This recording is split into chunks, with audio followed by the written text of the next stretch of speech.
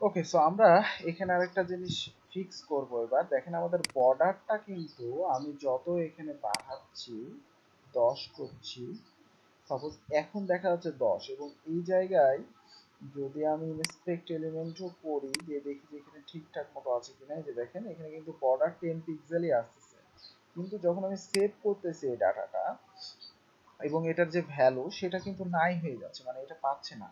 এটা কিন্তু ডিফল্ট ভাবে 4 আছে, সেই 4টাই পাচ্ছে, এই যে দেখেন এবার কিন্তু নাই। সো আমি যদি এখানে ইন্সপেক্ট এলিমেন্ট করে এটাকে দেখাই, তাহলে যেটা দেখতে পাবেন এই যে 4 পিক্সেল দেখছেন। সো এইটাকে আমরা একটু সলভ করব কিভাবে, এটাকে তো সলভ করতে হবে, তার মানে আমাদের আপডেট ভ্যালু পাচ্ছে না এই যে।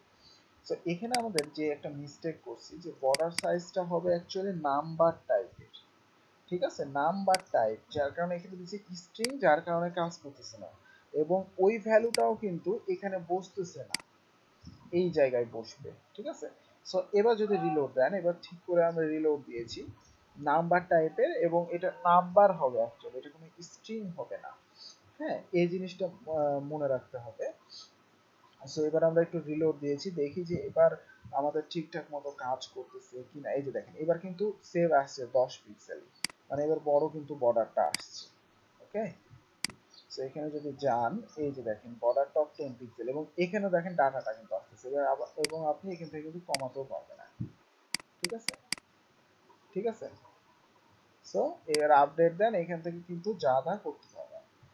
ওকে, সো আমাদের এইটাও কিন্তু ফিক্সড হয়ে গেল, যে আমরা কিভাবে বর্ডারটা ফিক্স করলাম, বর্ডারটা এবং এটা রেঞ্জ কন্ট্রোল আমরা এটাকেও ঠিকঠাক মতো করতে পারলাম। ওকে,